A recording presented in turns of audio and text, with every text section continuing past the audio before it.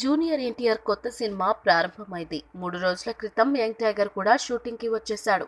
ఆ రోజున స్పాట్ నుంచి ఓ ఫోటోను డైరెక్టర్ షేర్ చేశాడు. కానీ అందులో జూనియర్ వెనక్కి తిరిగి ఉండడంతో ఎలా ఉన్నాడనే విషయం తెలియలేదు. అయితే ఈ చిత్రం కోసం కొన్ని వారాలుగా తెగ వర్కౌట్ చేస్తున్న ఎన్టీఆర్ దాదాపు 12 కిలోలు తగ్గిపోయాడని చెబుతున్నారు. కొంత తగ్గిన మాట వాస్తవమే అయినా మరీ ఎక్కువేమీ తగ్గిపోలేదని చెప్పేవాళ్లు కూడా ఉన్నారు.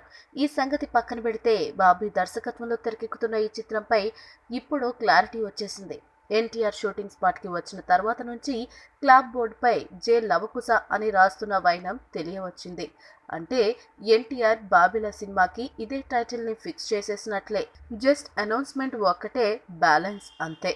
లవకుశ అనే టైటిల్ పై సీనియర్ ఎన్టీఆర్ చేసిన సినిమా కారణంగా ఆ టైటిల్ చాలా పవర్ఫుల్. అప్పట్లో బళ్ళు కట్టుకొని మరీ థియేటర్లకు వచ్చి అక్కడే వంట వార్పు చేసుకుని ఆ సినిమా చూశారని చెబుతుంటారు.